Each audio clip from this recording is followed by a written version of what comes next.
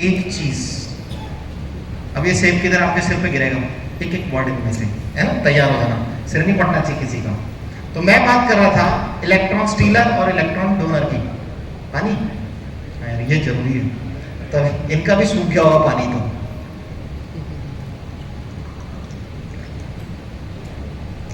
तो मैं बात कर रहा था इलेक्ट्रॉन लॉस की। ये आपके सेल है, स्टेबल मॉलिक्यूल आपकी बॉडी का, है ना।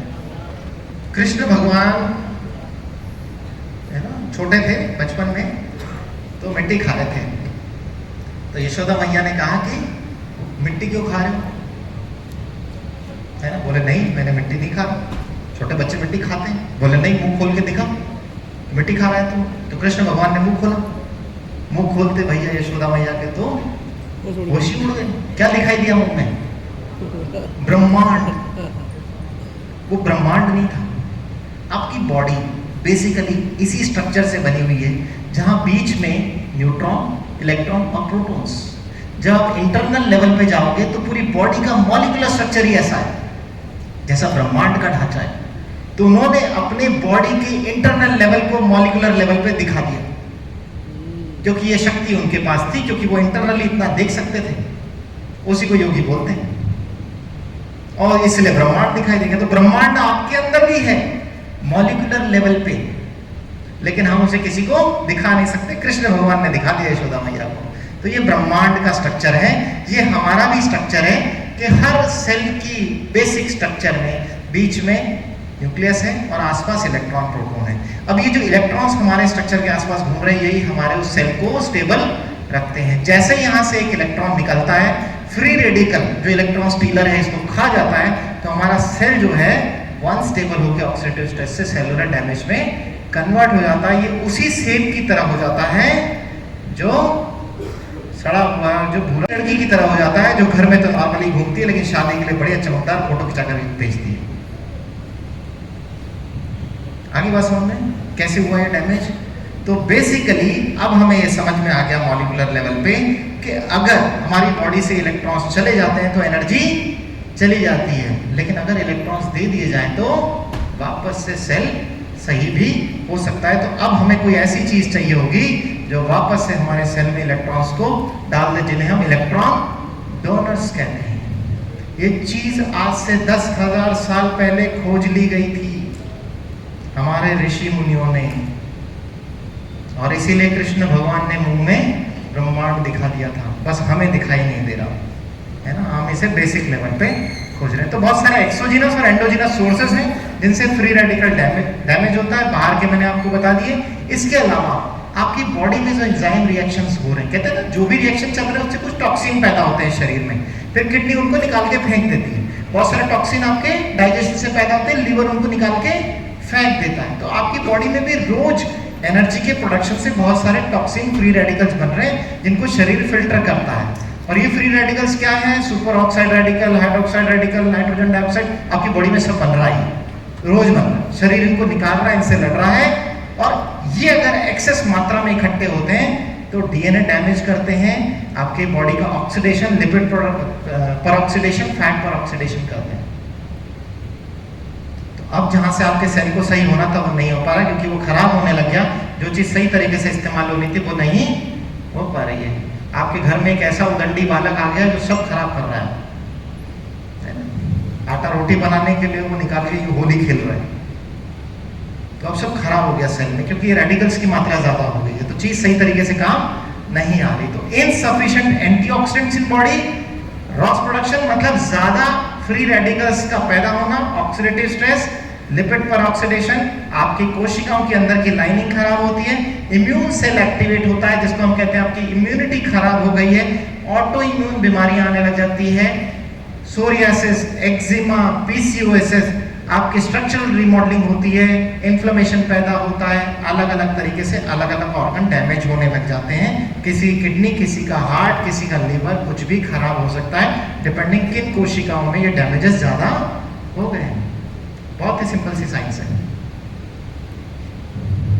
नॉर्मल से rasgulla, free radical attack, gulab jamun, वो भी वो गुलाब जामुन जो महिला ने अपने घर में पति को खुश करने के लिए बनाया, जिसमें चाशनी घुसी नहीं रही है, कभी मैदा ज्यादा हो गया, कभी मावा ज्यादा हो गया, कभी रसगुल्ला फट गया।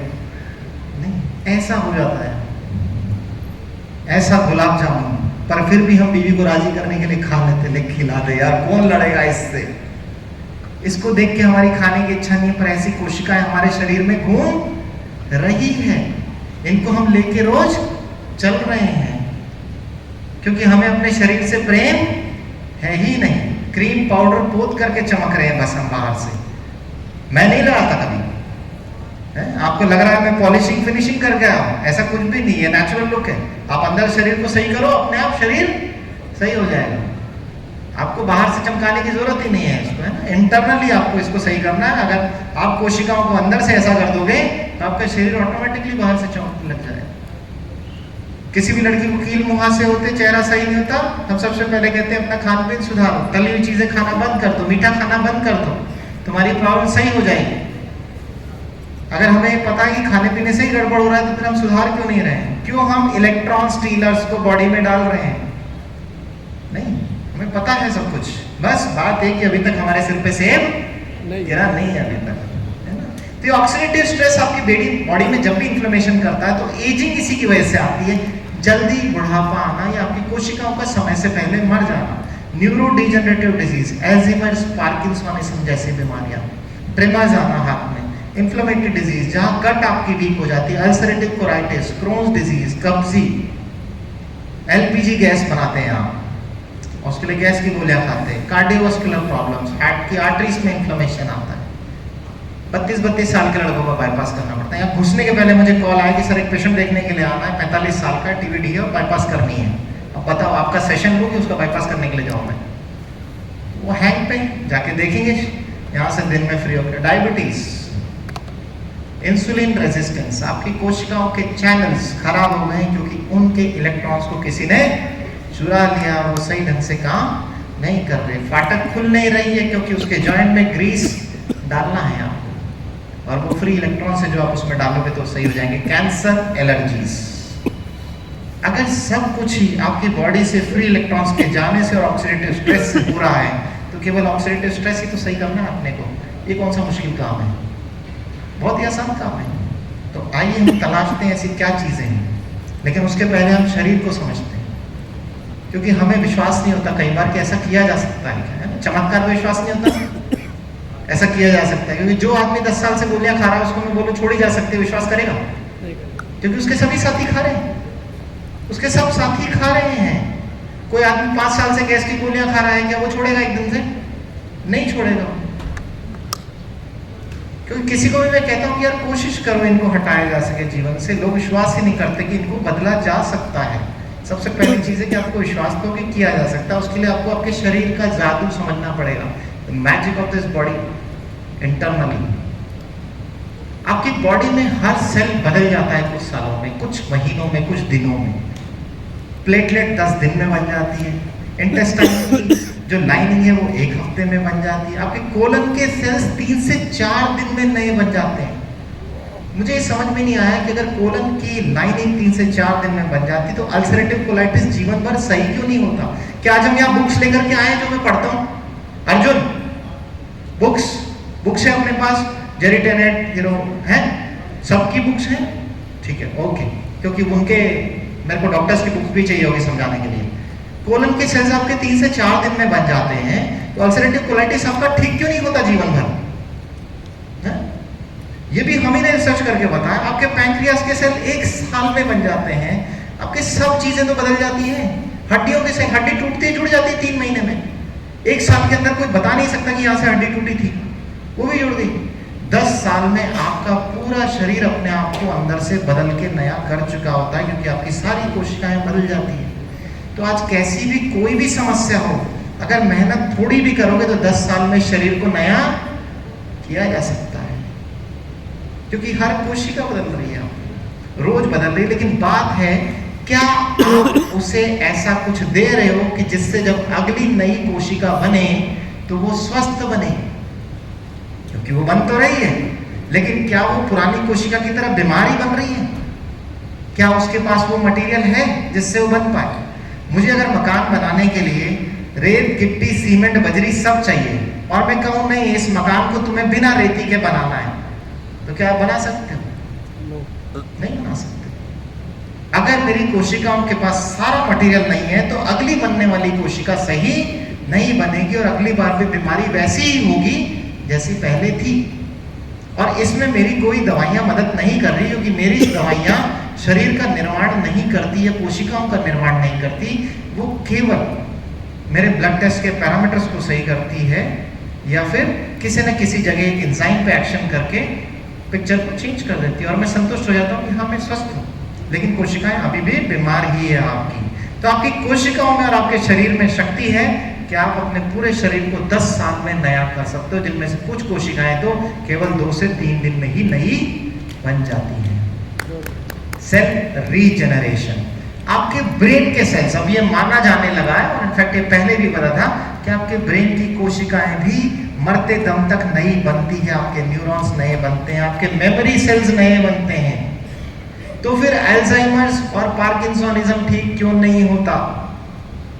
अगर आपके ब्रेन की कोशिकाएं नहीं बन रही है तो ये बीमारियां ठीक हो जानी चाहिए, तो क्यों नहीं हो रही? क्योंकि आपकी पुरानी कोशिकाओं में और नई कोशिकाओं में रत्ती भर भी फर्क नहीं है। तो जिस तरीके से पुरानी खराब काम कर रही थी, नई भी खराब काम कर रही है। इसमें आप सब देखोगे, सब इंटेस्टाइन, लीवर, आपकी मांसपेशियां, हड्डियां, स्किन और पता नहीं क्या क्या, कोई 10 दिन में, कोई 1 महीने में, कोई 6 महीने में सब बदल जाता है, आपका पूरा शरीर ही नया हो जाता है।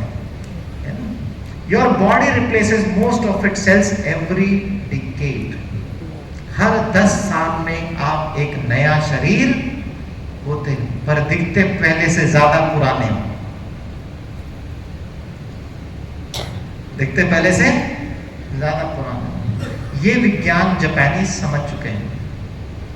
और पता है, जब मैं जापानीज के बारे में पढ़ रहा था तो मुझे बड़ा मतलब अचंभा लगा। वो पूरी साइंस वो फॉलो करते जो हमने लिखी, जो हमारे आयुर्वेद में लिखा है, जो हमारे ऋषि मुनियों ने लिखा, जो हमारे वेदों में लिखा है, उसे वो अपने भोजन में शामिल करते हैं, अपनी दिनचर्या में शामिल करते हैं। वहाँ बहुत सारे लेख आज भी संस्कृत में लिखे हैं, मंदिरों में बहुत जगह संस्कृत लिखी हुई है।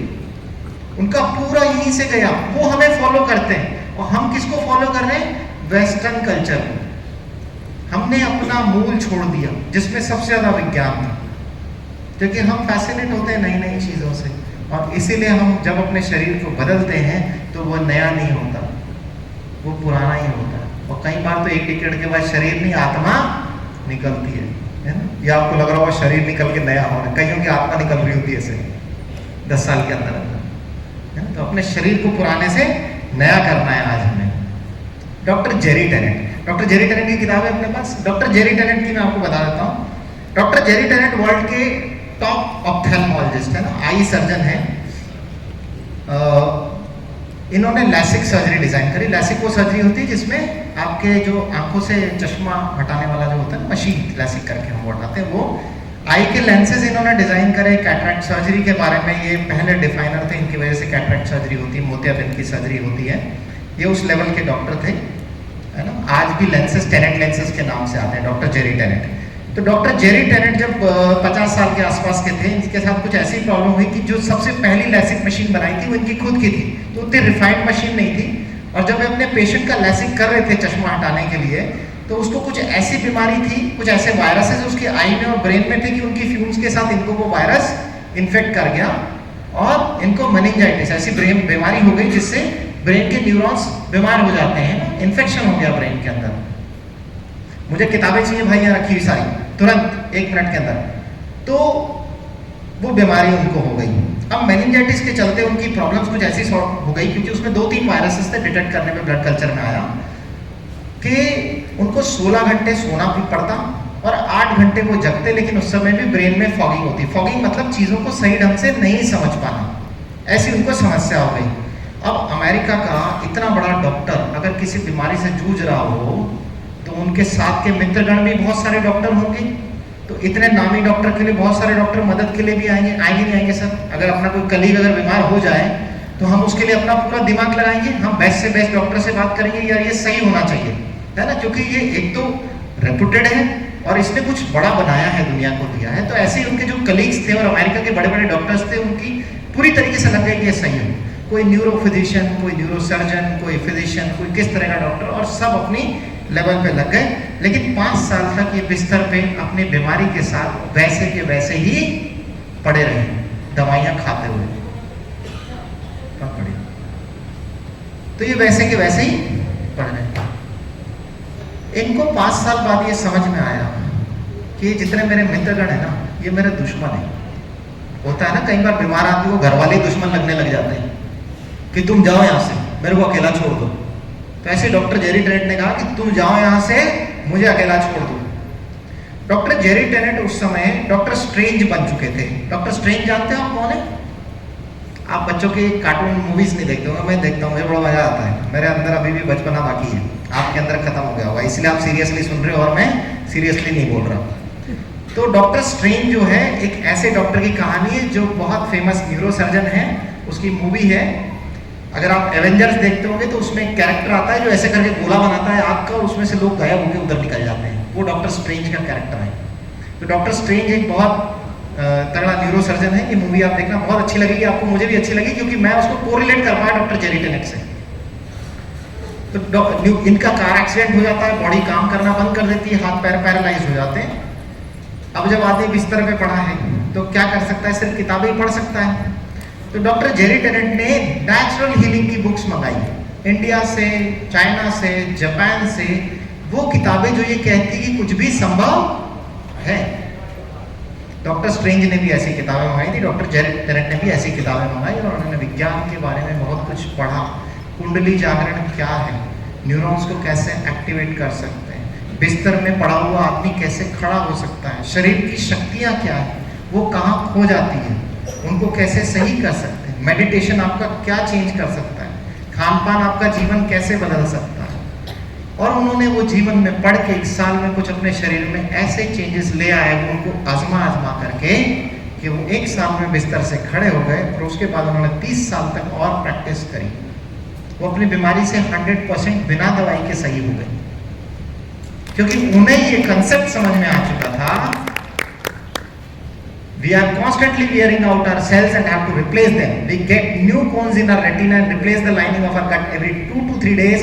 We replace our skin every 6 weeks and our liver every 8 weeks. Chronic disease occur when we lose our ability to make new cells and healthy cells. बीमारियां तब आती है जब हमारे शरीर की वो क्षमता खत्म हो जाती है, जब हम नई कोशिकाएं और हेल्दी कोशिकाएं नहीं बना सकते। लेकिन इन्होंने ये कर दिया और इसी के ऊपर इन्होंने किताब लिखी जो इन्होंने इतनी देर से मुझे लाके नहीं दी, जिसका नाम है हीलिंग इज वोल्टेज। ये भी निकले, इसका क्लिप भी निकल गया, ये मुझे हाथ में पकड़ना पड़ेगा।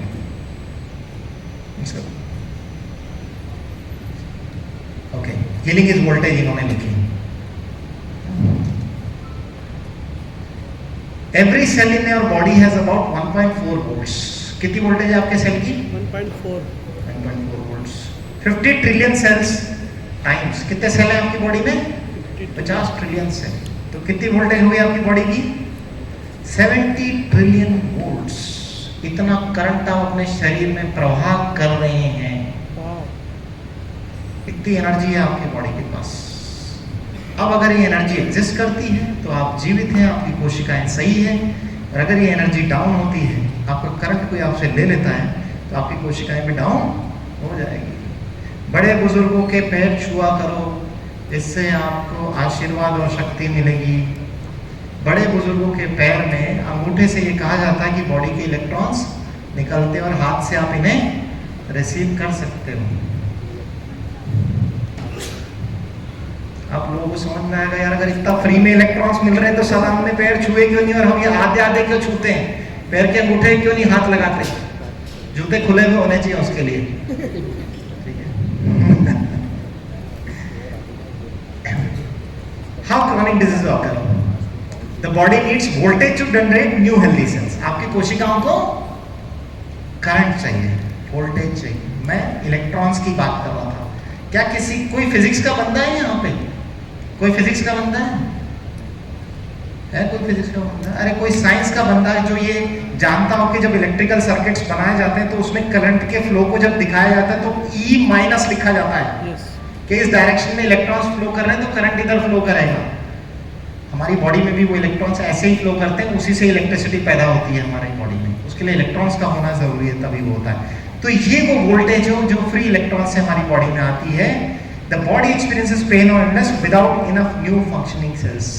जब ये वोल्टेज डाउन होती है तो शरीर में दर्द और बीमारियां पैदा होनी स्टार्ट हो जाती है, और जैसे ही बॉडी वोल्टेज लूज करती है बहुत सारे कारणों की वजह से, तो नई कोशिकाएं नहीं बनती और बीमारियां शरीर में अंदर प्रवेश करने लग जाती है। तो हम वापस से आते हैं फ्री रेडिकल और एंटीऑक्सीडेंट के कंसेप्ट पे। एंटीऑक्सीडेंट वो जिसके पास बहुत सारे इलेक्ट्रॉन्स हैं जो हमारी बॉडी को वो दे सकता है, या फ्री रेडिकल को देके खराब खत्म कर सकता है। ये राम जी की सेना है, ये रावण की सेना है। इसे ये तभी खत्म कर पाएंगे जब बहुत सारे फ्री इलेक्ट्रॉन्स होंगे। आपका शरीर रावण की सेना बन चुका है अंदर से, इसीलिए वो समाप्त हो गया। सिंपल सी साइंस एक चार्ट में समझाया हुआ है कि आपको बस केवल एंटीऑक्सीडेंट्स चाहिए जो फ्री इलेक्ट्रॉन्स आपकी बॉडी को दें, जिससे बॉडी की वोल्टेज बने, नई कोशिकाएं बने और आपका शरीर जवान और नया होता है। उसे समझाने के लिए मुझे 1 घंटा बोलना पड़ा, कोई बात नहीं, अभी मेरे पास 1 घंटा और है बोलने के लिए। थक तो नहीं गए आप लोग? No sir. सुनना है आगे? यस। सुनना है कि नहीं सुनना? यस। एक बार इस क्लिप को दोबारा लगा लेते हैं यार, तभी अपन बोल पाएंगे। ये मुझे बार बार परेशान कर रहा है। 100 साल जीना है सर, सुनना है। 100 साल जीना है यार, कोई मेरी मदद के लिए आ जाओ। मेरे में से कोई इतना करंट भी नहीं आ रहा कि हाथ लगाओगे तो मर जाओगे। ठीक है, ओके ओके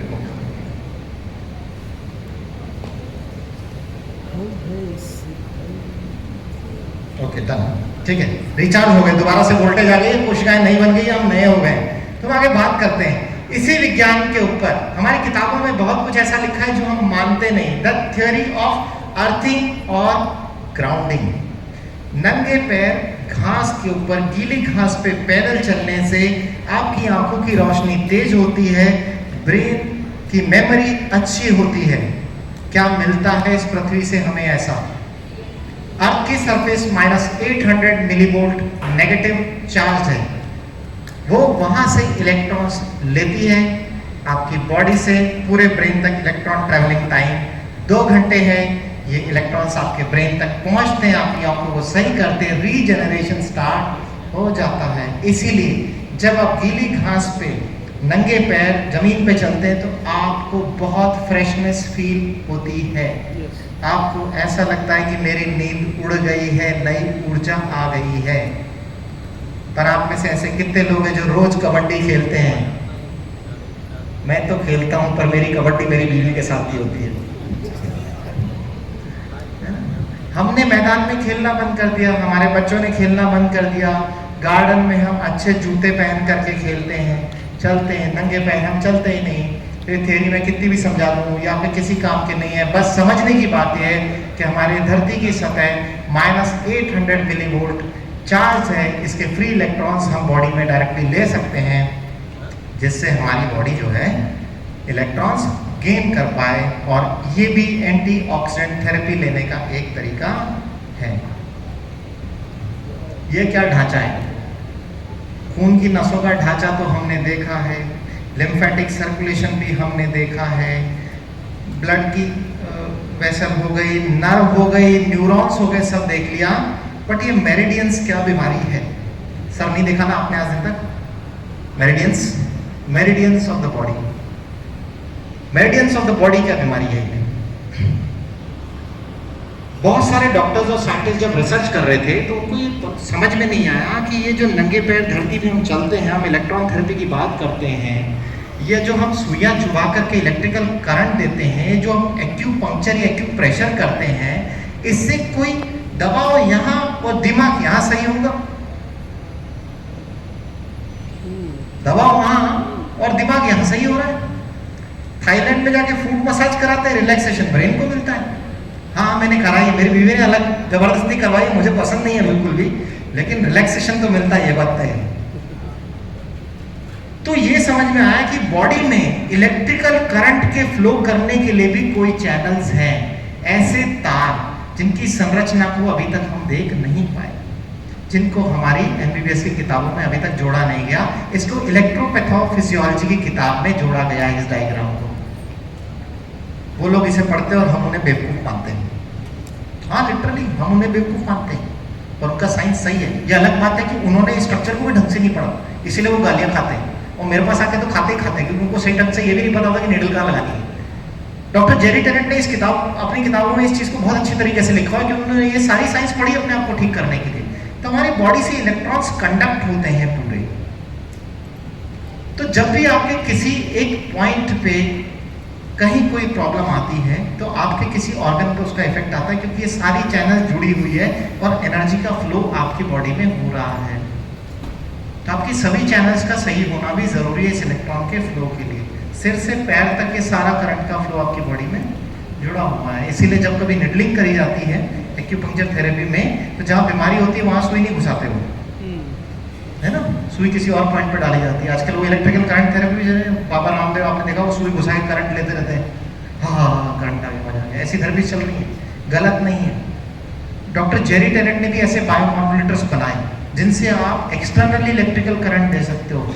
लेकिन प्रॉब्लम ये हुई कि हमें इलेक्ट्रिकल इंटेंसिटी की जानकारी नहीं, बॉडी को एग्जैक्टली कितना चाहिए ये हमें जानकारी नहीं, देना किस तरीके से ये हमें जानकारी नहीं, क्योंकि इन चीजों को पढ़ने वाले लोग वो थे जिनका आईक्यू लेवल थोड़ा सा कम था, जिसको कुछ नहीं मिला करने को, वो ये कर रहा है। जबकि किसको करना चाहिए था? उस आदमी को जो सबसे इंटेलिजेंट और स्मार्ट हो, क्योंकि अगर वो शरीर की संरचना सही ढंग से समझ ले और हमारी बॉडी को कितना करंट कहाँ पे देना है समझ जाए, तो बहुत सारी बीमारी को ठीक कर सकते हैं। तो कोई बात नहीं, मैं आज आपको कोई कॉम्प्लिकेटेड साइंस नहीं समझाऊंगा, मैं आपको बहुत सिंपल चीज समझाऊंगा जिससे हर व्यक्ति कर सकता हूँ। भाई अगर कोई चीज मैं आपको बताऊं और 80 साल का आदमी नहीं कर पाए तो फिर फायदा क्या ऐसी चीज बताने का, सही है कि नहीं? और अगर 10 साल का बालक नहीं कर पाए तो भी कोई फायदा नहीं है। तो चीज ऐसी होनी चाहिए कि 10 साल का बच्चा भी कर पाए और 80 साल का आदमी भी कर पाए। नहीं, कोई जुमला उसको पकड़ा दूं जो वो देख करके सिर्फ डरता ही रहे रोज, तो भी कोई काम का नहीं है ना। तो हम सिंपल चीजें समझेंगे, ये केवल आपको समझाने के लिए कि बॉडी में ऐसा होता है। तो सिंपल चीज क्या है हमारे पास? हमें अगर बॉडी की एनर्जी बढ़ानी है तो क्या है मम्मियों के पास? कौन बेटा? हाँ, कौन बेटा? ये तो मम्मियों को बोलना चाहिए, ये तो मम्मियों को बोलना चाहिए।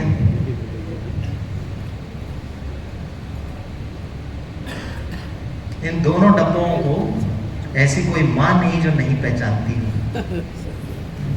ये अलग बात है कि उन्होंने कभी इस तरफ के पार्ट पे कभी ध्यान ही नहीं दिया। हाई कार्बोहाइड्रेट कंटेंट युक्त ड्रिंक्स जो आपके बच्चे का जीवन ले रहे हैं, ना कि उन्हें दे रहे हैं। Am I right, sir? अभी बहुत क्लियर हो चुका है कि हाई कार्बोहाइड्रेट कंटेंट की वजह से इनसे बच्चे ज्यादा बीमार हो रहे हैं, ना कि ठीक हो रहे हैं। ये चीज मुझे बहुत पहले पता थी। कब? 20 साल पहले। मैंने जब अपने बच्चे मेरे हुए तो मैं इन चीज़ों का बहुत ध्यान रखता था कि उनको क्या खिलाना है क्या नहीं खिलाना है। मैंने कभी किसी पीडियाट्रिशियन की नहीं सुनी, क्योंकि उसके अपने बच्चे को खांसी की शीशियां पिला रहा है वो। बच्चों के डॉक्टर से बड़ी नफरत थी। उसका कारण ये है कि जो अपने बच्चों को दवाइयां खिला रहा है वो मेरे बच्चों को कैसे ठीक करेगा। मैंने अपने बच्चों के मुंह में आज दिन तक एक बार भी कोई दवाई नहीं जाने दी। मुझे बड़ी एलर्जी होती है। शरीर सही कर सकते हैं ना। मुझे बड़ा दुख होता है अगर बच्चों को कोई दवाई खिलानी पड़े। अरे उनके शरीर में बहुत शक्तियां हैं, रोज रीजनरेट हो रहा है, हाइट बढ़ रही है, सेल ग्रो हो रहे हैं, रोज ट्रांसफॉर्मेशन हो रहा है उनकी बॉडी में। जब इतना ग्रोइंग बॉडी है तो उसे किसी चीज की कोई जरूरत ही नहीं, वो अपने आप सब सही कर सकती है। दवाई सिर्फ अक्यूट इमरजेंसी में चाहिए कि हाँ भाई कोई इन्फेक्शन ही हो गया है, उसको हड्डी टूट गई है, प्लास्टर बांधना पड़ेगा। नॉर्मल चीजों के लिए तो उसका शरीर में क्षमता है ठीक करने की, पर हर चीज के लिए दवाई की आवश्यकता नहीं है। और जब आप दवाइयों पे जाते हो तो फिर आप ऐसा होता है, कब सिर्फ बनाता कोई है और मरता कोई है। लिखने वाला ही मरेगा ना। नहीं, हमने लिख के थोड़ी गलती करी है। लिखवाने कौन आया था? कौन आया था लिखवाने? कौन आया था लिखवाने अपने बच्चों को लेके? तो केस किस पे होना चाहिए? जो लिखवाने आया, जिसने लिखी, जो लिखवाने आया। आपने ही रास्ता चुना, डॉक्टर ने तो नहीं बनाई ना खांसी की शीशियां। किसने बनाया? कौन बेटा किसने पिलाया अपने बच्चों को? माँ ने। तो सबसे पहले किस पे होना चाहिए केस? अगर बच्चा बीमार हो तो माँ के ऊपर होना चाहिए। और कब सिर्फ पिला दे तो किस पे होना चाहिए? पिता पे होना चाहिए। नहीं, वो लेके आया ना। मेडिकल सिस्टम को दोष देते रहते हैं लोग, खुद परेशान होते घूमते हैं। एंटीबायोटिक्स के गलत इस्तेमाल के कारण देश में सेप्सिस से 44% मौतें। इसके पहले कि मरीज हमारे पास आता है, हम उसका जीवन सुधारें, वो हमें सुधारने में लग जाता है। हमारे पास आने के बाद साहब मुझे समस्या है, तुम्हें ये दवाई लिख रहा हूं, ये 5 दिन खा लेना तुम ठीक हो जाओगे। साहब आपने ये तो नहीं लिखी, ये वाली एंटीबायोटिक तो नहीं लिखी, क्यों? मैंने ये लिखी है, ये तो मैं खा चुका हूं। ठीक है कोई बात नहीं, ये वाली ले लो। सर ये उसके पहले ट्राई करी थी मैंने, ये भी मत लिखना। ठीक है कोई बात नहीं, ये ले लो। सर ये तो मेरे असर करना ही बंद हो गई है। अब क्या करें, पर्चा आगे सर का दें? सर होता ही नहीं होता ऐसा, तुम ही लिख लो यार, मुझे तो इतने एंटीबायोटिक्स के नाम भी नहीं आते जितना मरीज को आते हैं, तुम ही लिख लो। और उसकी वजह से हुआ क्या, आज जब वास्तविकता में किसी को इमरजेंसी में दवाई की आवश्यकता है तो दवाई उसके शरीर पे काम करेगी। इसके 2 कारण हो चुके, एक दवाइयां खा खा के वो रेजिस्टेंस पैदा कर चुका, दूसरा उसकी कोशिकाएं अंदर से इतनी खराब हो चुकी हैं कि अब दवाई भी उसको काम नहीं करेगी, अब तो दुआ ही काम करेगी दोस्तों। इसलिए डॉक्टर कई बार कहता है आप इसके लिए दुआ करो, कुछ बचा नहीं है। मैं नहीं कहता, मैं आखिरी टाइम तक लड़ता हूं मरीज के साथ, जब तक सांस है लड़ेंगे हम, चाहे निकल जाए इसका दम। ठीक है, तो ऐसी गलतियां हम करते हुए जीवन हम इसमें ढूंढते हैं। लेकिन इतने साल की जर्नी में मुझे समझ में आया कि ये जो शरीर है, इतनी सारी साइंस पढ़ने के बाद, इतने सारे सेब मेरे सिर पे गिरने के बाद, तो मैं न्यूटन से एक लेवल ऊपर चले गया। मुझे समझ में आ गया जो शरीर है ये 5 तत्वों का बना हुआ है, और अगर हम इन 5 तत्वों को सही बराबर बैलेंस कर लें, sorry for the people who are late, इन्हें शायद कुछ भी समझ में नहीं आया, योर सेशन इज वेस्ट। आया कुछ समझ में आपको लगता है? यहाँ के बाद अगर इस सेशन में कोई बैठता है तो, पर फिर भी बैठना चाहिए, कोई बात नहीं, क्या पता कुछ समझ में आ जाए। तो 5 तत्वों का हमारा शरीर है, क्या लेके आए थे क्या लेके जाओगे, एक दिन इसी मिट्टी में मिल जाओगे। अरे एक दिन मिलोगे तो आज क्यों मिल रहे हो भैया, बड़ी मुश्किल से तो माँ बाप ने पाल के बड़ा किया है, थोड़े साल तो जीवन जी लो, 20 साल तो स्कूल में पढ़ने में ही लग जाते हैं, 10 साल में समझ में आता है जीवन क्या है, अगले 10 साल आदमी पैसे कमाने में निकल जाता है, जब तक जीवन समझ में आता है तब तक ऊपर निकल लेता है। जब आदमी का टाइम आता है कि अब रिलैक्स करूंगा थोड़ा सा, पैसा भी कमा लिया, फैमिली भी स्टेबल हो गई, तब तक तो वो खुद ही अनस्टेबल हो चुका होता है। नहीं, तो शरीर को वहां तक तो संभालना पड़ेगा ना जहां तक आप जीवन का आनंद ले सको। तो आपके जो 5 तत्व हैं, जब तक आप इसको बैलेंस नहीं करोगे, आपके शरीर में ऐसी खिड़कियां खुली रहेगी जहां से बीमारियां अंदर प्रवेश कर सके, और हर तत्व का अपना रोल है। जब मुझे ये समझ में आया कि अग्नि और आकाश भले ही 4-4% है, मैं एक्सरसाइज कर रहा था, नींद पूरी ले रहा था, स्ट्रेस से दूर हो रहा था, अपने दोस्तों के साथ मजे कर रहा था, तो मैं अपने अग्नि और आकाश तत्व को बैलेंस कर रहा था जाने अनजाने में। मुझे नहीं पता था कि मैं ऐसा कर रहा हूं। फिर मुझे ये समझ में आया कि एयर पोल्यूशन से लोगों की उम्र 10 साल कम हो रही है, तो मुझे ये समझ में आया कि जब मैंने एयर प्यूरीफायर्स का इस्तेमाल किया और लोगों को मैं इसके बारे में बता रहा था, तो दाने अनजाने मैंने अपने 6% हिस्से को भी सही कर लिया। कितना हिस्सा सही कर लिया? 6-4-4 14% हिस्सा मैंने जाने अनजाने सही कर लिया। मुझे न्यूट्रिशनल गैप के बारे में पता लगा, पृथ्वी तत्व 12%, जाने अनजाने में इसको भी सही करता चलेगा, जो 12% हिस्सा है। लेकिन ये पूरी तरह सही नहीं हुआ, ये 6% ही सही हुआ, इसमें कुछ कमियां रह गई जो मुझे समय के साथ पता लगी, वो मैं आपको बताऊंगा। तो अब तक मैं कितना सही कर चुका था? 14 और 6 20%। लेकिन कितना हिस्सा बाकी था? 80। इस 80% हिस्से का ज्ञान मुझे आया 2022 में। 2022 में। अभी क्या चल रहा है? 2026। 3 साल में मैं कुछ तो जवान हुआ होऊंगा दोस्तों। जो मुझे 3 साल से देख रहे हैं, क्या वो बता सकते हैं कि अगले 10 साल में मैं पूरा जवान हो जाऊंगा? हैं? ओके, हमारे पास किताबें आ गई है। हाँ ठीक है, रखना है बहुत स्टॉक है। चलो बहुत बढ़िया। तो हम बात कर रहे थे डॉक्टर जेरी टेनेट की हीलिंग इज वोल्टेज। इस आदमी ने जीवन का मंत्र इसमें लिखा है, इंडिया मतलब वर्ल्ड के रेनोल्ड आई सर्जन। ठीक है, तो मुझे पता लगा कि मेरे शरीर का अभी भी 80% हिस्सा बाकी है और 2022 में मुझे इसकी जानकारी मिल गई कि क्या बाकी रह गया और मैंने उसकी तरफ थोड़ा सा ध्यान देना चालू कर दिया और आपका भी ध्यान मैं वहीं केंद्रित करूंगा, क्योंकि हम अभी तक 20% हिस्से में बात कर चुके और 80% बाकी है। कितने घंटे हो गए मुझे बोलते हुए? 1 घंटा। तो अगर 1 घंटे में 20% हुआ है तो 80% कवर करने में कितने घंटे और लगेंगे? क्या खराब गणित है आपका? 4 घंटे लगेंगे ना? क्या आप लोगों में दम है 4 घंटे और मुझे सुनने का? यस। लग नहीं रहा। क्या आप लोगों में दम है मुझे 4 घंटे और सुनने का? यस। अभी भी दम नहीं लगा। एक बार फिर बोलो, क्या आप लोगों में दम है मुझे 4 घंटे और सुनने का? यस। आप बोल सकते हैं, आप बोल सकते हैं। अब मैं सिर्फ आधा घंटा ही बोलूंगा, क्योंकि अब आप में दम आ गया ना, अब मुझे ज्यादा बोलने की जरूरत नहीं है। तो मुझे समझ में आया कि न्यूट्रिशनल गैप आपको फिल करना है और सब्जियों में बहुत सारे रंग होने जरूरी है, क्योंकि हर कलर का अपना महत्व है। कोई आपकी इम्यूनिटी पे काम करता है, कोई आपकी कोशिकाओं पे काम करता है, कोई लिवर पे काम करता है, कोई हार्ट पे काम करता है। जितनी कलरफुल आपकी थाली होगी उतना कलरफुल आपका जीवन होगा, आपका शरीर होगा।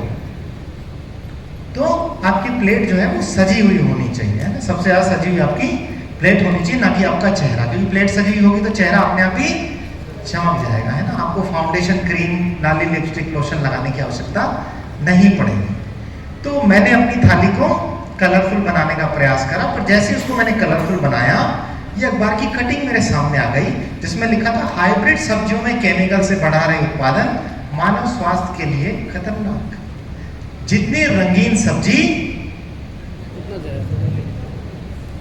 उतनी खतरनाक, उतनी ही जहरीली। कपड़ों का रंग उतर जाए और ये सब्जियों का रंग नहीं उतरता। और जितनी चमकदार हम उतना जल्दी उसका उतना ज्यादा पैसा दे करके खरीद के लेकर के आते हैं। ज्यादा ताजी दिख रही है, ज्यादा कलरफुल दिख रही है, ज्यादा बढ़िया लग रही है, मम्मी जी तुरंत हाँ कर दो, मैं तो इसी से ही शादी करूंगा। सब्जी नहीं भाई, लड़की की बात कर रहा हूं, सब्जी में तो आप आऊंगा मैं। तो जितनी रंगीन सब्जी उतनी खतरनाक, जितनी हसीन लड़की उतनी, मैंने नहीं बोला ऐसा, आप लोग बोलो, हसीन दिलरुबा। तो कलर मिला मिला के सब्जी को डेंजरस बना रहे हैं। मुझे यहाँ समझ में आया कि मेरे 12% जो हिस्सा जिसको मैं सही कर रहा था, उसमें 6% ये दवाइयाँ और कलर उसको खराब कर रहे हैं। तो मैं कितना भी इसे सही करने की कोशिश कर रहा हूँ, ये खराब हो ही जा रहा है। जब सुबह गार्डन के बाहर ताज़ा फल और सब्जियों का जूस लोग पीते हैं, तो मुझे पता नहीं क्यों उसमें ऐसे दिखाई देता है जैसे ये जहर पी रहे हैं, क्योंकि उससे ताज़ा केमिकल और पेस्टिसाइड आप सुबह सुबह खाली पेट में नहीं डाल सकते। जिन सब्जियों को धोया गया नहीं धोया गया किसी को नहीं पता, जिनमें कितना जहर केमिकल मिला है किसी को नहीं पता। लेकिन सब लोगों ने अपने ग्रुप बना रखे, एक दिन लौकी का, एक दिन करेले का, एक दिन तोरी का, एक दिन टिंडे का और एक दिन डॉक्टर का। हाँ, 5वें दिन हमारे पास ही आता है और गैस की गोली रोज खाता है, फिर भी एलपीजी की कमी हो रही है। भुने चने, गुड़ हो या अंडे, सब में मिलावट, इनसे डायबिटीज और कैंसर का खतरा। डायबिटीज के मरीज को ज्यादातर डॉक्टर सलाह देते हैं कि आप भुने चने खाइए, देते नहीं देते sir, very good controller of sugar, blood sugar, सही खा के मर रहा हो। डॉक्टर को समझ ही नहीं आ रहा, साला चने खिला रहा हूं फिर भी शुगर बढ़ क्यों रही है इसकी। जब नहीं खा रहा था तो कम थी, खाने लग गया तो किताब में लिखा है कि खाने से कम होनी चाहिए और इसकी तो बढ़ रही है। क्योंकि उसमें कुछ ऐसे केमिकल्स मिले हुए हैं जो उसके इंसुलिन गेट्स को और खराब कर रहे हैं, इसलिए बढ़ रही है। मेरे पेशेंट छुट्टी होके जाते थे। अब क्या होता है, सर्जिकल पेशेंट के लिए जितना आप प्रोटीन डाइट बढ़ाओगे उतना उसके लिए अच्छा है। तो जो डायबिटिक नहीं है उसके लिए मैं चने, गुड़, अंडे, सेम ऐसे ही बोलता था, बिल्कुल इसी सीक्वेंस में, भाई चने, गुड़ और अंडे खाओ। जैसी अखबार की कटिंग मेरे सामने आ गई, मैंने माथा पकड़ लिया, मैंने कहा आप क्या खिलाओ इसको, अब तो तू दलिया खा, वही ठीक है तेरे लिए। वो वैसे भी दलिया खाना चाह रहा था, मैं कहा वैसे ही खा ले, इसका तो मुझे समझ ही नहीं आ रहा क्या करूं, है ना। तो ये और खतरनाक होते जा रहा है। जिसमें आप सुधरे, इससे शरीर सुधरेगा वो और प्रॉब्लम कर रहा है। बम्पर बीमारियों की उपज 1 बीघा में 50-60 की जगह 95 से 120 किलो तक यूरिया, फॉस्फेट और सल्फर। ये शुगर, बीपी, पथरी, कैंसर, हार्ट अटैक की खेती। हम तो ऑर्गेनिक खाते हैं, हमने अपने खेत खुद खरीद लिए हैं, हम वहाँ खुद से उगाते हैं, हमारे तो पानी भी बोरिंग का आता है, हम तो बिल्कुल सब बढ़िया हैं। ये अलग बात है कि हमारे घर में हर आदमी 5-5 दवाइयाँ खा रहा है।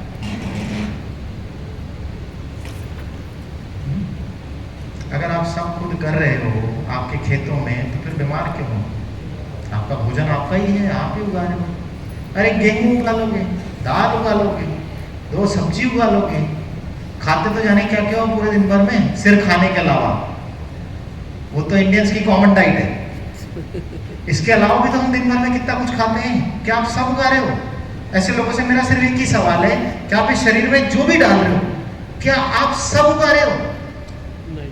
आप ऑर्गेनिक लाते हो, एक धनिया ऑर्गेनिक लाके क्या कर लोगे? क्यों? एक धनिया ऑर्गेनिक लाके हो जाएगी क्या सही? एक लौकी का जूस ऑर्गेनिक पीने से आप सही हो जाओगे? एक दाल बड़ी खाने से हो जाओगे सही?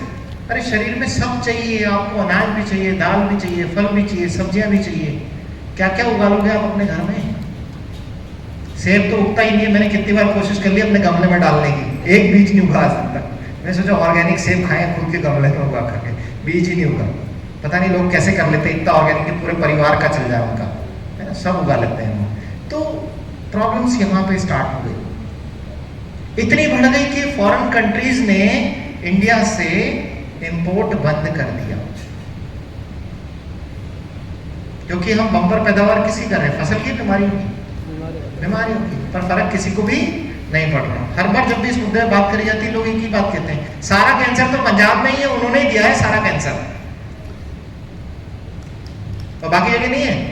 बाकी जगह किसान फसल नहीं उगा रहा, बाकी जगह किसान दवाइयां नहीं डालता, सब जगह डालता है, सेम दवाई आ रही है। हमारा देश ऐसी जगह है जहां 15 पेस्टिसाइड तो ऐसे बिकते हैं जिनको गवर्नमेंट ने बैन कर रखा है, ये बेचे नहीं जा सकते। कोई है पेस्टिसाइड वाला? किसी की है पेस्टिसाइड में कोई शॉप या कोई इस तरह के बिजनेस से कोई लेना देना है किसी का? कौन है? पेस्टिसाइड आती है इंडिया में ऐसी दवाइयां जो बैंड है, टोटली बैंड, और खेत में छिड़कते हैं किसान, लेकर के जाते हैं, मिलती है सब दुकानों में, अंडर टेबल सब मिलता है। जहर डिक्लेयर्ड है कि इससे खाने वाले को बीमारी से मरना ही मरना है, वो दवाइयां किसान छिड़क रहा है, उसको कोई लेना देना नहीं किसी, उसको सबसे पहले अपना परिवार चलाना है। उगेगा तभी तो खुद का पेट भरेगा ना, उसको क्या लेना देना? आपको लेना देना होना चाहिए खुद से कि मुझे अपने शरीर और अपने परिवार के लिए क्या करना है। प्रॉब्लम सिर्फ पेस्टिसाइड छिड़कने तक नहीं है, इनमें 2 प्रॉब्लम ज्यादा बड़ी आ रही है, bio accumulation and bio magnification. ये 2 वर्ड्स। बायो एक्यूमुलेशन उसको कहते हैं जब आप जो भी खाते हैं उसमें पेस्टिसाइड है।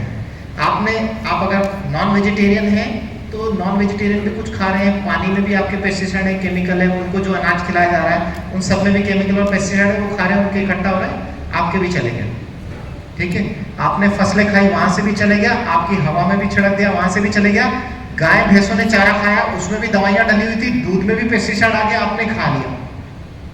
तो शरीर में कुल मिला के जहां से भी जो भी डाल रहे हो उनमें वो केमिकल और दवाइयां एग्जिस्ट करती है। किसान ने डाला, बरसात हुई, पानी में गया, नदी में आ गया, नदी से सरकार ने पानी उठा लिया, हमारे नलों में डाल दिया, वहां से हमारे शरीर में आ गया। पानी, खाना, दूध जो आप ले रहे हो सब में बायो एक्यूमुलेशन। सारी साइकिल में घुल चुका। और बायोमैग्निफिकेशन मतलब आप इन सब के आखिरी में बैठे हो, मतलब सारा कचरा इकट्ठा होकर कहाँ आएगा, हमारे पास ही मल्टीप्लाई होके मैग्निफिकेशन। इसलिए हार्ट अटैक से अभी भी जानवर नहीं मर रहे। कौन मर रहा है? लकवा मारता है किसी जानवर को, देखा है आपने? नहीं देखा होगा। बायो मैग्निफिकेशन अब से पहले नहीं होता था, पर अभी पता लगा है कि जानवरों में भी हार्ट अटैक आने लग गए, क्योंकि हमने उनको भी गुलाब जामुन और पूड़ी खाना सिखा दिया है। हाँ हाँ, मजा आती है। जानवर पहले नहीं खाते थे, अब बड़े स्वाद से खाते हैं। आप जानवर के सामने रखोगे जो जंगल में घूमता है या जो खुला जानवर है, वो पूड़ी और मीठा नहीं खाता कभी भी, लेकिन आजकल खाने लग गए। हमने सिखा दिया उनको पूरी सही है कि ये खा भाई, साथ साथ जिएंगे, साथ साथ मरेंगे, साथ रहेगी यारी अपनी। तो bio magnification and bio concentration. Chemical pesticide बहुत हल्के में ली हुई चीज आपके ऑर्गन के किसी भी चीज को नहीं बख्शते। Cancer, diabetes, liver, lung, parkinsonism, Alzheimer, foetal developmental problem, बच्चे पेट में गिर जाना या अपंग पैदा होना, न्यूरल डिफेक्ट, बच्चे में ऑटिज्म होना, इनफर्टिलिटी, है ना, आपकी आंखों की विजन पे प्रॉब्लम आना, irritational problems, asthma, COPD, allergic issues, auto immune problems, ठीक है। इनफैक्ट केमिकल पेस्टिसाइड्स एक बहुत बड़ा कारण है हार्ट अटैक का। लोग, मैंने अभी रिसेंटली अपने स्टेटस पे पोस्ट डाली थी, लोग कोरोना के वैक्सीन को दोष दे रहे हैं, लेकिन किसी का ध्यान इस मुद्दे पे नहीं है, जबकि ये साक्षात दिखता हुआ मुद्दा है जिस पे काम करना ज़्यादा आवश्यक है, क्योंकि वैक्सीन तो लग के जा चुका। अब उससे हो रहा है नहीं हो रहा, उस पर बात करने का कोई मतलब नहीं है, पर जो हो रहा है उसे रोकना ज़्यादा ज़रूरी है। फिर ये हमारा खान पीन, ये लड़की 11 साल की है, बर्गर एक, इसमें एक तो पैटीज भर देना, इस पे फिर चीज लगा देना, फिर उसके ऊपर इस पे वो टॉपिंग्स भी लगा देना, इस पे वो पास्ता का पेस्ट भी लगा देना, और एक मेयोनीज की परत भी लगा देना, और डबल चीज कर देना, है ना? यही ऑर्डर होता है हमारा। 11 साल की उम्र में इस बच्ची की आंखों में इतनी छेद हो गई कि इसको एम्स लेके गए, वहां ऑपरेट करा, लेकिन इसको बचा नहीं पाए। और कारण केवल फास्ट फूड, फास्ट लाइफ नहीं, शॉर्ट लाइफ। हम क्या बोलते हैं आजकल, लाइफ फास्ट हो गई है, लाइफ फास्ट नहीं हुई, लाइफ शॉर्ट हो गई है, इस तरह के भोजन की वजह से, है ना? केमिकल तो है ही सही, कलरफुल भी है। रिफाइंड तेल पर बड़ा खुलासा, 20 लाख लोग हर साल मर जाते हैं, कारण मौत का तेल बदल बदल के खाना चाहिए, कभी सरसों का खाओ, कभी मूंगफली का खाओ, कभी इसका खाओ, पर बदल बदल के भी आदमी जहर ही खाता है, मात्रा सीमित नहीं करता। हमने अपना तेल बदल लिया, आजकल हम हार्ट हेल्दी तेल खाते हैं, वही हार्ट हेल्दी तेल जिसको खा के हमारा एक क्रिकेट खिलाड़ी जब ब्रांडिंग कर रहा था तो उसको हार्ट अटैक आ गया और उसके हार्ट में स्टेंट डल गए। हम लोगों को पता होगा वो कौन खिलाड़ी है, इंटरनेशनल खिलाड़ी है हमारे इंडियन क्रिकेट टीम का। उसके बाद से वो तेल बिकना बंद हो गया, नहीं, फिर वापस मार्केट में आ गए, लोग खा रहे, हार्ट हेल्दी है ना तो लोग खाएंगे, सही, उससे हार्ट हेल्दी रहता है। अलग बात है किसी को उससे हार्ट अटैक आ गया, तो अपने अपने प्रिंसिपल्स लगा रहे हैं, बदल बदल के खा लो, ये वाला खा लो, ये हार्ट की हेल्दी है। क्वांटिटी पे किसी का फोकस नहीं, कितना खाना चाहिए और कैसे खाना चाहिए, है ना? जहर तो जहर है, कम या ज्यादा कोई फर्क नहीं पड़ता, इसको निकालना तो पड़ेगा। ये हो गया हमारा भोजन। मुझे समझ में आया कि ये 6% को भी सुधारना संभव है। केमिकल्स, पेस्टिसाइड, ये सारी चीजें प्रॉब्लम तो कर रही है। अब बचा एक बहुत बड़ा हिस्सा 70%, इसे समझना और बाकी रह गया था, जिसे मैं 2022 में समझा कि यार ये तो छोटा मोटा मुद्दा नहीं है, क्योंकि हमारे शरीर का बहुत बड़ा हिस्सा पानी है। ये अलग बात है कि करता क्या है और कैसे करता है, ये हमारी समझ के बाहर है।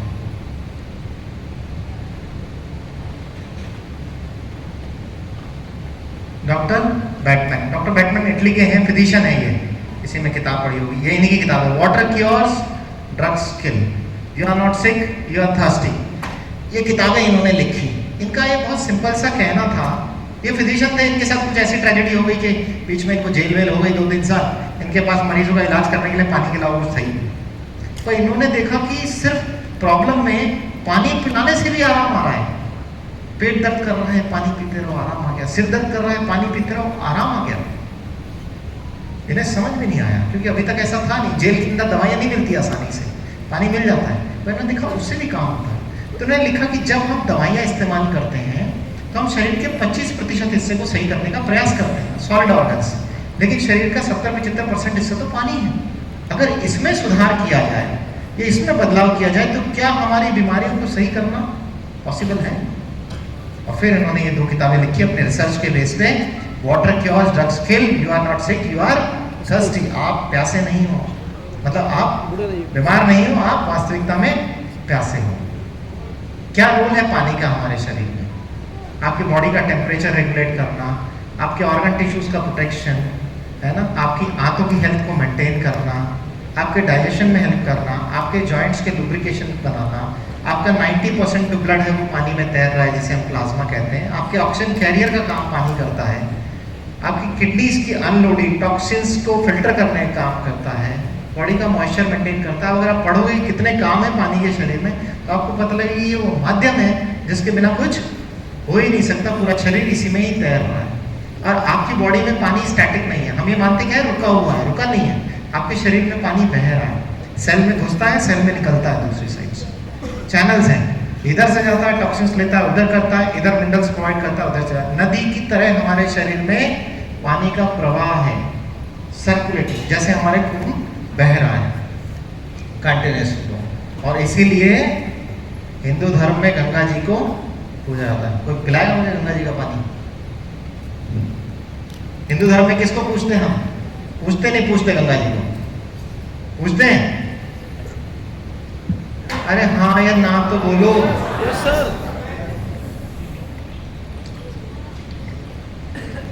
क्या मुझे ब्रेक लेना पड़ता है? ये सवाल इसलिए पूछते हैं कि भाई आप थक गए हो तो खत्म करें, और सुनने की क्षमता हो तो अभी बात करें। भाई थक गए हो तो बताओ, करें आगे फिर बात। गंगा जी को क्यों पूछते, जानना चाहते हो क्या? कितने लोग जानना चाहते हैं कि गंगा जी क्यों पूजाई जाती है? आधे ही लोग जानना चाहते हैं, बाकी आधे लोग घर जाओ चलो, कोई बात नहीं, जो नहीं जानना चाहते हम उनको भी बताएंगे।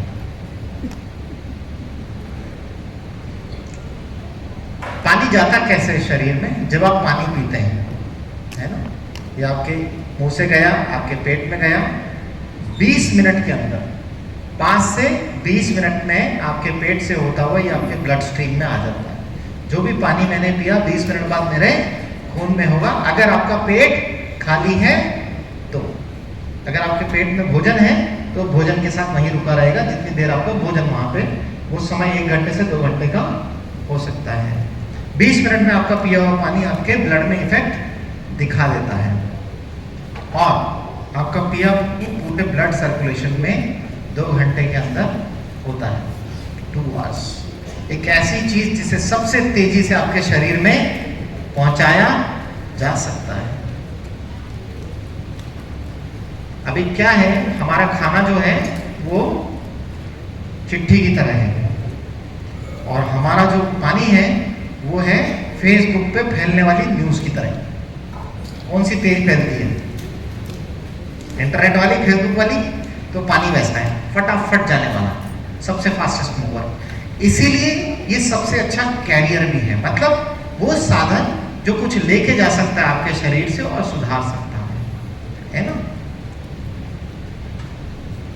अब क्या है, आप डिहाइड्रेशन मतलब पानी की कमी को समझते हो कैसे? जब मुझे प्यास लग रही है तो इसका मतलब मुझे पानी की कमी हो गई है, हम ऐसा ही मानते हैं। हमारी यही धारणा है, पानी कब पीना चाहिए? पानी कब पीना चाहिए? जब प्यास लगती है। जब हमारे शरीर से 5% पानी का लॉस हो चुका होता है तब हमें प्यास लगती है। लेकिन सेलुलर लेवल पे रिसर्च ये बताती है कि जब तक 5% पानी आपकी कोशिकाओं से जाता है, बहुत सारे ऐसे बदलाव आ चुके होते हैं कोशिकाओं में जो किसी न किसी बीमारी की ओर आपके शरीर को ले जाते हैं। तो अब बताओ, पानी कब पीना चाहिए? प्यास लगने से पहले। अगर प्यास लग गई और आप पानी पी रहे हो, इसका मतलब आप शरीर में नुकसान कर चुके हो ऑलरेडी, आपको उसके पहले इसे देना पड़ेगा। इसी कारण से रोज थोड़े थोड़े पानी के कम होने की वजह से कोशिकाओं में बहुत सारी प्रॉब्लम्स आ जाती हैं। कैसी? ब्रेन में आपके 90% पानी है। आपके ब्रेन के फंक्शन का लो होना, आपके शरीर में जब भी पानी की कमी आएगी, आपका ब्रेन कम फंक्शन करेगा। लेकिन जैसे ही आप पानी की मात्रा बढ़ाओगे, आपका एनर्जी लेवल ब्रेन का अपने आप इंप्रूव हो जाएगा, वर्किंग पैटर्न। इसलिए आप कहीं से भी आते हो, जब बैठते हो घर में आते ही आप चाय नहीं मांगते, आप पानी मांगते हो, क्योंकि आपको पता है चाय से ज्यादा एनर्जी पानी में है। ये आपके ब्रेन ने आपको बता दिया। कहीं से भी थके आ रहे आप आते हो, आप मुझे खुद ही बताओ, क्या आपको पानी पी के ज्यादा ठीक महसूस होता है या चाय पी के ज्यादा ठीक महसूस होता है? पानी पी के, क्योंकि वो आपके ब्रेन में जैसे ही जाता है, तो जिस वजह से आपको डिजीनेस आ रही थी या आपका कंसंट्रेशन फोकस जा रहा था, वो डिमांड उसकी पूरी हो चुकी है। थकान, जॉइंट पेन, घुटनों का दर्द, कब्जी, इंडाइजेशन, एजिंग। एजिंग क्यों हो रही है? क्योंकि धीरे धीरे आपकी कोशिकाएं कमजोर होती जा रही है, उनकी पानी की मात्रा इंटरनली कम हो गई है और उनका फंक्शन कम हो गया, इसलिए आपकी उम्र समय से पहले आ रही है, क्योंकि आप इंतजार करते हैं कि प्यास लगेगी तो पानी पिएंगे। इसके अलावा kidney stones, urinary infections, gas की प्रॉब्लम, पेप्टिक अल्सर, डियोडनल अल्सर, खाने का वापस से उल्टा आना, ब्लड प्रेशर की प्रॉब्लम होना, एस्थमा, थायराइड, ऑटोइम्यून डिसऑर्डर जैसे सोरियासिस, पीसीओडी, आर्थराइटिस, भूलने की बीमारी, एंजाइटी। आप में से बहुत सारे लोगों को मेरी बातें नहीं समझ में आ रही, पर आपको मेरे चेहरे पे गुस्सा दिखाई दे रहा है? नहीं दिख रहा होगा ना? क्यों नहीं दिख रहा? क्योंकि मैं बार बार पानी पी रहा हूं। आप में से किसी को गुस्सा तो नहीं आ रहा? आ रहा है तो पानी पिलाओ उसको। भाई, सबके टेबल में पानी है कि नहीं है? अगर गुस्सा आए तो पानी पी लेना, क्योंकि क्रॉनिक डिहाइड्रेशन से इतनी सारी प्रॉब्लम्स होती हैं, लेकिन हम इन सारी प्रॉब्लम्स का जवाब दवाइयों में ढूंढते हैं, जबकि सिंपल प्रॉब्लम्स हैं। ऐसा भी होता है क्या? कुछ लोग ऐसे सोचने बैठ गए, ऐसा भी होता है क्या? ऐसा नहीं लग रहा? ऐसा भी होता है क्या? मैं तो गैस की गोली खाता हूं, जो कि पानी तो बहुत सस्ता है। लग रहा है ना ऐसा? हम तो बेवकूफ हैं, हमने लाखों की गैस की गोलियां खा ली। नहीं, 15 जिलों में जहरीला पानी, लोहा 5 तो एल्यूमिनियम 136 गुना, बुढ़ापा जल्दी, याददाश्त भी कम हो रही। बढ़िया है, अपन ने तो पानी नहीं पिया। उसको पी के तो ज्यादा जल्दी मर रहे लोग। अब कुछ लोगों ने यहाँ माथा पकड़ लिया है, बेटे ये क्या प्रॉब्लम हो गई है? एक तरफ तो कह रहे हैं पानी पीते रहो, दूसरी तरफ कह रहे हैं पानी पी के लोग मर रहे हैं। इंदौर में 30 लोगों की मौत हो गई पानी पीने से। शर्मन गिल अपनी मशीन लेके चल रहा है पानी पीने की, खुद साथ में 3 लाख रुपए की। क्या ड्रामा है यार ये? क्या हमें भी अपने साथ एक पानी की टंकी लेके चलना पड़ेगा? डॉक्टर साहब, बहुत ही कंफ्यूजिंग सेशन है, ये समझ नहीं आ रहा करना क्या है। कोई बात नहीं, करना क्या है हम आगे बताएंगे, लेकिन आप हमारे साथ बने रहिए। The cancer risk for people who drink chlorinated water is 93% higher than those whose water does not contain chlorine. The report from US Council of Environmental Quality. Sir, हमारे यहाँ पानी साफ करने के लिए क्या डालते हैं पानी में? हमारे घर में आने वाले पानी में क्लोरीन होता है? Is it chlorinated water? 100% बोरियां भर भर के, क्योंकि इससे सस्ती टेक्निक नहीं है हमारे पास पानी को डिसइंफेक्ट करने की। ये सबसे सस्ती टेक्निक है पानी को डिसइंफेक्ट करने की, क्योंकि हमारे पास सबसे बड़ा चैलेंज है इतनी जनता तक कम से कम बजट में पीने लायक पानी पहुंचाना, जो यूएस के मुताबिक पीने लायक नहीं है। हम कैंसर के मरीज का इलाज कर रहे हैं गोली दवाई देके, लेकिन हमने एक बार भी नहीं सोचा कि ब्रेस्ट कैंसर का बहुत बड़ा कारण क्लोरीनेटेड वाटर है। दुख की बात यह है कि ये बात उनको भी नहीं पता जो दवाई खिला रहे हैं।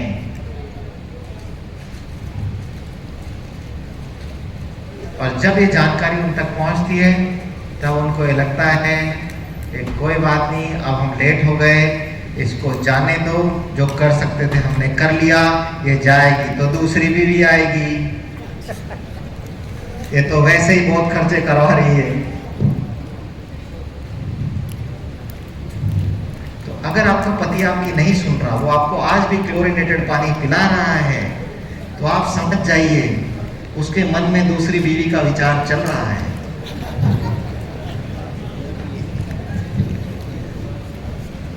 हाँ हाँ, मैंने आपको क्या कहा, मैं न्यूटन का मैं बाप हूं, मेरे सिर पे सेब रोज गिरता है। मैं बहुत गहराई तक सोचता हूँ चीजों को, महिलाएं बहुत हल्के में ले रही है। अरे यार ऐसे थोड़ी होगा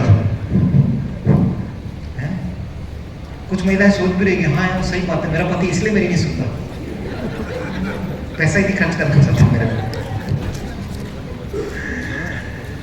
ये सिचुएशन है हमारी। हम दुनिया में पीने के पानी में 122 देशों में 120वीं रैंक पर आते हैं। What a great number. Sir आपको पता था इसके पहले ये? क्या आपको ये पता था? पता था? कितने लोगों को ये पता था आज के पहले, और कितने लोगों को नहीं पता था? मतलब बहुत सारे लोगों को जानकारी का अभाव है। मुझे अच्छा लग रहा है कि आज लोग हाथ उठा रहे हैं, पर मुझे अजीब लग रहा है कि कुछ लोग अभी भी हाथ नहीं उठा रहे हैं। क्या ये वही लोग हैं जो घर जाकर के बीवी से पूछूंगा, पति से पूछूंगी? ये बीच की कैटेगरी मुझे अभी भी समझ में नहीं आ रही, जबकि मेरा ऑलमोस्ट बहुत सारी चीजों पे बात हो चुकी है। एक बार हम एनालिसिस करते हैं अलग अलग जगह के पानी के बारे में, तब हमें समझ में आएगा कि गंगा जी क्यों पूजी जाती है, क्यों पति क्लोरीनेटेड पानी पिला करके बीवी को मारना चाहता है। चले आगे बढ़े, चलो। तो अलग अलग जगह के पानी की स्टडी की गई। सबसे पहली स्टडी करी गई पीएच की। वॉल्केनोस यानी कि जहां ज्वालामुखी फटते हैं वहां के पानी की पीएच लगभग 2 के ऊपर। खदानों का पानी 3 से 4 पीएच। जहां पे पानी सड़ता है 3 से 4 पीएच, 4 से 6। भूमिगत पानी का पीएच 5 से 7। नदियों का पानी 6.8 से 7.8। Fresh lakes, spring water.